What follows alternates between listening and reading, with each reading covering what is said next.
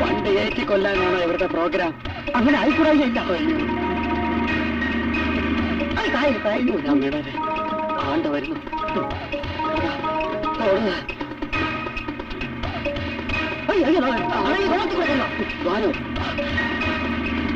നിക്കണവിടെ, ഞാനും വരുന്നു. അയ്യോ പിടിച്ചോ, ഒന്നും ചെയ്യല്ലേ, കൊല്ലല്ലേ. തട്ടിക്കൊണ്ടുപോകാൻ വന്നവനെ കണ്ടിട്ടും തിരിച്ചറിഞ്ഞില്ലേ? നമുക്ക് പോലീസിൽ കംപ്ലൈന്റ് ചെയ്താലോ? അപ്പോ നമ്മൾ ഈ ചെയ്തെല്ലാം വെറുതെ ആയി പോവില്ലേ? അണ്ണാ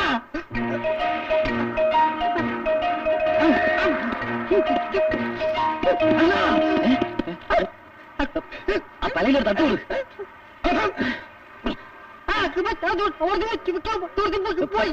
വിളിക്കാതെ കാര്യം പറയാനപ്പാ. എന്താ പിടിച്ചോണ്ട് പോയി.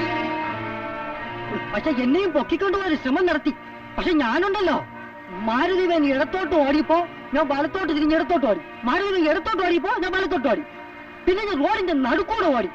അതിനുശേഷം പിന്നെ ഓർമ്മയില്ല. ഈ ഓട്ടത്തിലൂടെ കരഞ്ഞോട്ട് എങ്ങനെ പിടിക്കപ്പെട്ടത്? അണ്ണൻ എന്റെ അത്രയും സ്റ്റാമിന ഇല്ലല്ലോ. തടി കൂടുന്തോറും സ്പീഡ് കുറയും. അതാ അണ്ണന് പറഞ്ഞാൽ മനസ്സിലാവൂല. അതുകൊണ്ടല്ലേ ഞാൻ എന്റെ ബോഡി ഇങ്ങനെ മെയിൻറ്റെയിൻ ചെയ്ത് വെക്കുന്നത്. അയ്യോ അവന്മാര് പോ ചെയ്യും. നമുക്ക് വീട്ടിൽ വരെ അറിയിക്കാം. അവന്മാര് എന്റെ ചീട്ട് കീറും. അതുകൊണ്ട് എങ്ങനെ ടിക്കറ്റ് എടുത്ത് എന്റെ നാട്ടിൽ അയച്ചാൽ മതി. ഒന്ന് പറയണ്ട, ഒന്ന്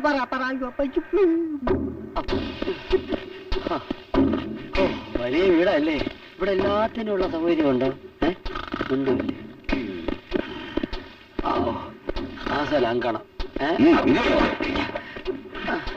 ചേട്ടാ കണ്ടില്ലേ? എത്തിയതല്ലേ, എത്തിച്ചതാ. അതൊക്കെ വേദനിക്കുന്നു. എല്ലാരും പിടിച്ചുകിട്ടാൻ നിനക്ക് കരാറെടുത്തിരിക്കണം. 2 ദിവസത്തിനുള്ളിൽ കാശിന്റെ കാര്യം തീരുമാനമായില്ലെങ്കിൽ രണ്ടിനെയും കസേര അടക്കം കടലെറിയും. കരുണ പറഞ്ഞു, നീ കേട്ടോടാ. ചേട്ടൻ എന്നാ കല്യാണത്തിന് സമ്മതിച്ചിരുന്നേ? ഇങ്ങനെ വരിഞ്ഞു കെട്ടി ഇരിക്കേണ്ടി വരുമായിരുന്നോ? കല്യാണോ ഈ കെട്ടുപേരിലും തമ്മിൽ എന്താടാ ബന്ധം?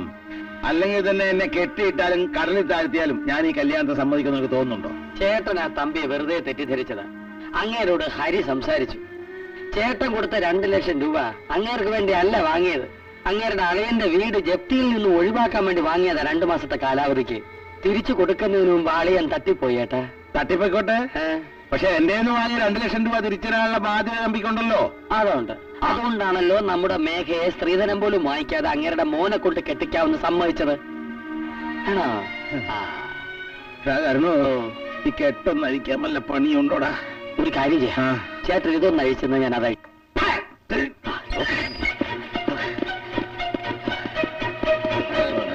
ചെല്ല്, ആദ്യം ചെല്ല്. ഇങ്ങനെ പേടിച്ചിട്ടെന്താ? നീ ചെല്ല്. നീല്ല ആദ്യം. ഒരു വീട്ടിൽ വന്ന മര്യാദ വേണം. മര്യാദ മര്യാദ ബെല്ലടിക്ക്. അടിക്കട്ടെ. നോക്കി മനുഷ്യനെ കൊല്ലാൻ പറ്റിരിക്കുന്ന സ്വിച്ചാ.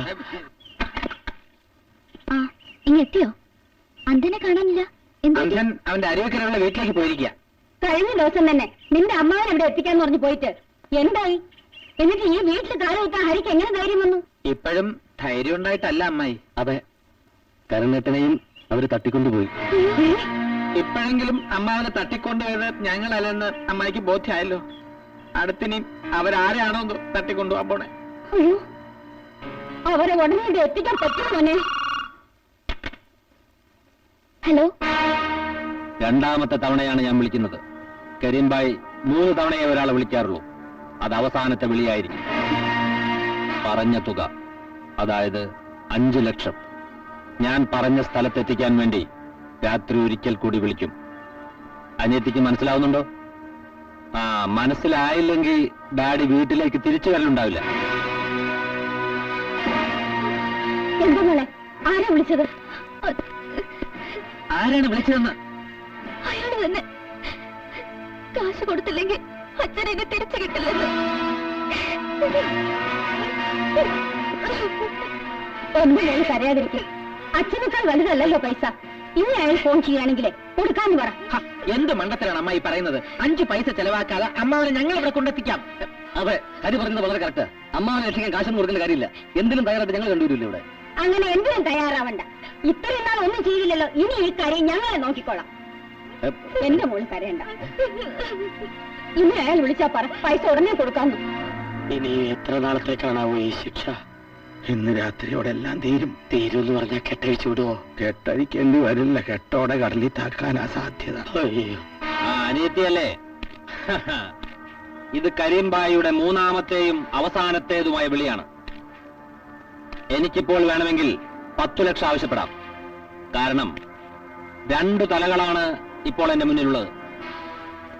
ഒരിക്കലും ദുരാഗ്രഹം പാടില്ലെന്നാണ് എന്റെ ബോസ് എന്നെ പഠിപ്പിച്ചിട്ടുള്ളത്. അതുകൊണ്ട് മുൻപ് ആവശ്യപ്പെട്ട 5 ലക്ഷം മാത്രമേ ഇപ്പോഴും ചോദിക്കുന്നുള്ളൂ. അവസാനത്തെ രാത്രി ആയതുകൊണ്ട് ഡാഡിക്ക് സംസാരിക്കാൻ ഒരു അവസരം ഞാൻ കൊടുക്കാം. മോളോട് സംസാരിച്ചോളൂ. മോളെ, അച്ഛനോ ബോംബെയിലെ അങ്കിളിന് കൊടുക്കാൻ വേണ്ടി രമേശനെ ഏൽപ്പിക്കാനുള്ള 5 ലക്ഷം അച്ഛന്റെ ബ്യൂറോയിലുണ്ട്. താക്കോലോ അത് ദാക്ഷായണിയുടെ നിന്ന് വാങ്ങിച്ച് നീ ആ പണം എടുത്ത് ഈ പറയുന്ന സ്ഥലത്ത് എത്തിച്ചാ മതി. ശരി അച്ഛാ. പണം കിട്ടിക്കഴിഞ്ഞാൽ ഒരു പോറൽ പോലും ഏൽപ്പിക്കാതെ 2 എണ്ണത്തിനെയും വീട്ടിലെത്തിച്ചിരിക്കും. സംശ ഇനി പണം ഏത് സമയത്ത് എവിടെ എത്തിക്കണമെന്ന കാര്യം ഞാൻ പറയാം.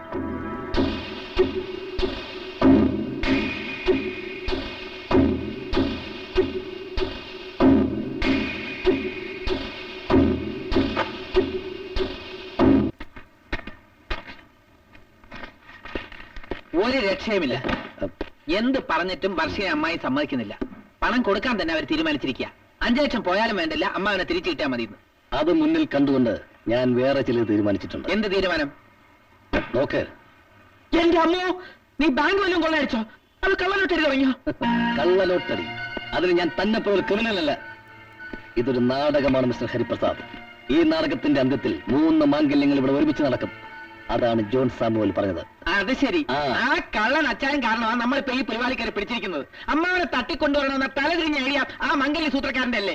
മംഗല്യ സൂത്രക്കാരന്റെ തലതിരിഞ്ഞ ഐഡിയ മുഴുവൻ വിശ്വസിക്കാൻ ഞാൻ നിന്നെ പോലൊരു മരമണ്ടനല്ല. ഓ, വലിയ ബുദ്ധിമാൻ. എന്നിട്ടാണല്ലോ അയാൾ പറഞ്ഞു കേട്ട് അമ്മാവനെ തട്ടിക്കൊണ്ടുവരാൻ നീ കൂട്ടുന്നത്.